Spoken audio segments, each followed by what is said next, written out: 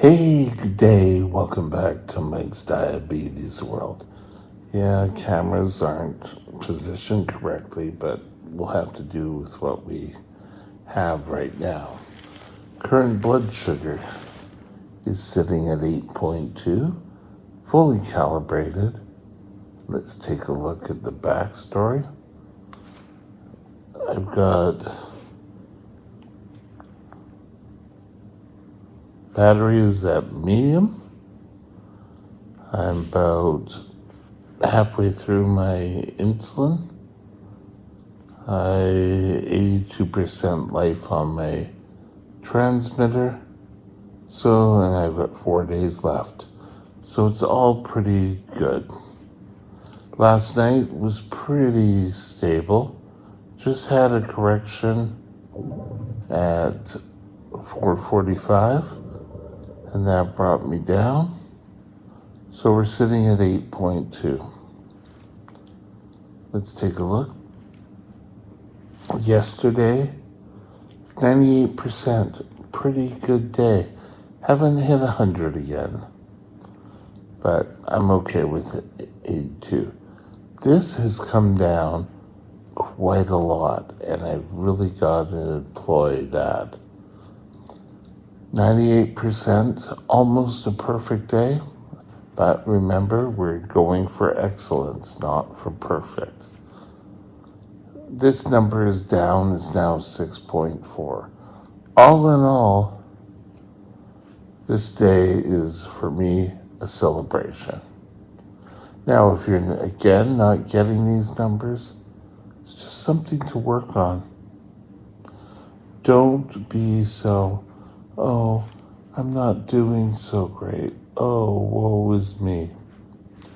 You're doing awesome. And don't forget it. Today, I wanted to talk to you about snacking. And I've been putting this video off for a while, but we're going to discuss snacking.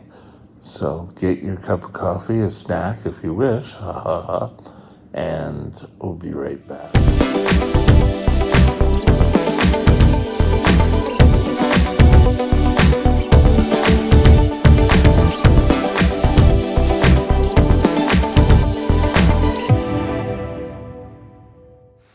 This channel is provided for informational purposes only. Contact your physician for any diagnostic or treatment plan. Back in 1977, when I was diagnosed, snacking was an integral part of your whole diabetes existence. Tell me if you think this is a little bizarre, because thinking back on it, it totally was. I'd wake up, I'd do urine testing, not blood testing, urine testing. This was a few years ago. And then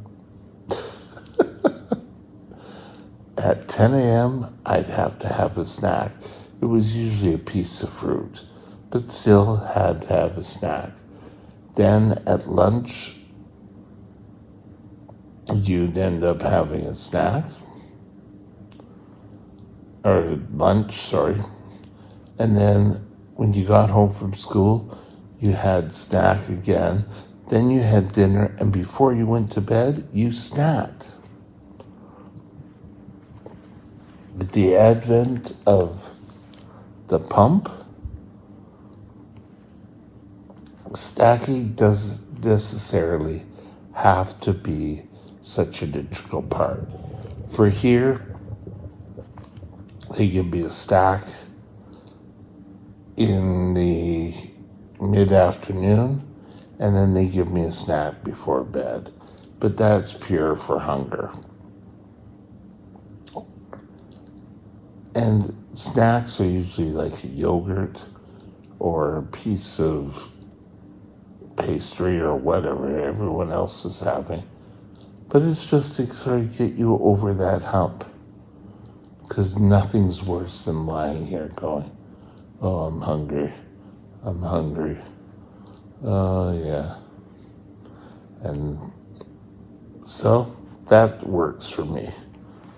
But you don't have to have that whole regime.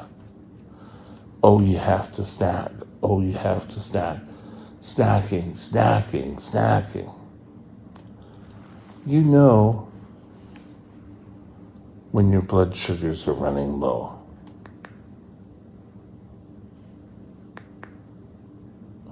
Whether it be through this pump or, let me get back to this for a sec. On this pump, you know when you're going high, you know when you're going low, you know when you need to snack. Snacking was pretty well a buffer from you having a low blood sugar. And it was usually a carb and fruit or cheese.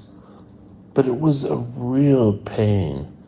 You'd be racing to class and, oh my God, I got a snack. Or trying to fit it into your day. And if you missed, you had the chance of really going low. And that wasn't a positive. So keeping your snacks going was something you had to do. You had to make it now. If you snack, you want to keep it less salty. I know when I worked, I was always grabbing a bag of chips. That's high salt, high fat. You don't want that. So, a piece of fruit, you can always just have a light snack if you're hungry. If you're on insulin, the story is a little bit different. You need to be able to make sure you're not going low. And if you don't have a glucometer, that's another strike, because you're not really going to know whether you are going high or going low. I can now pull up my pump or take a look at my phone and know what the blood sugar is. So this is awesome. And people can now say, okay, I'm going low. I need to have, I don't know, a drink, a piece of toast, whatever. You can modify your diet for something that works for you. And the first ray of sun came when they changed the Canadian diabetic guide, from the exchange program to the choices program. And the glucometer came in and we could test if we felt low. You had more variety. It wasn't such a strict regime. You got to remember, years ago, diabetes was a tight regime. You had no leeway. You had to eat exactly what you were expected. And if you didn't, you had a chance of going low. You could go high. I've told this story before, but I was living with my sister at the time. And flying from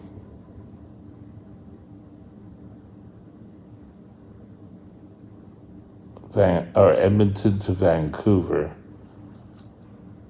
I had an airplane meal, and on it was lima beans, and I had lima beans. Oh my God, my sister nearly had, you had to have what it said there. Oh, and I was perfectly fine.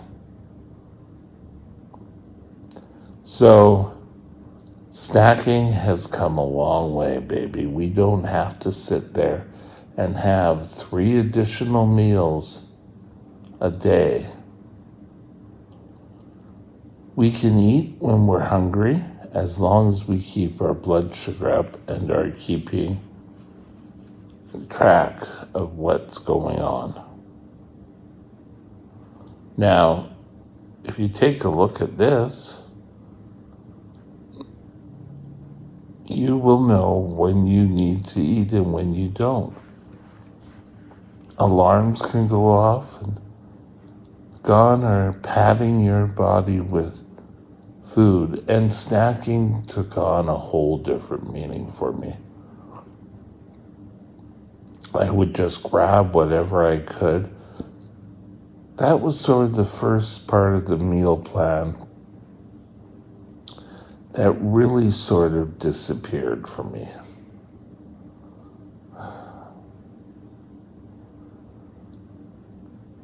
Nowadays, I have a very much more regimented snacking.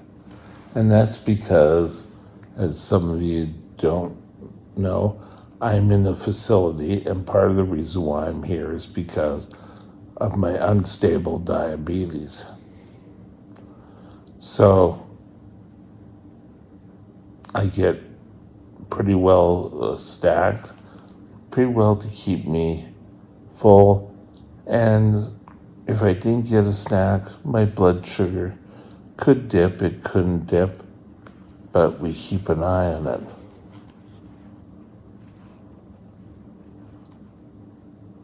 And I have to tell them my blood sugar. But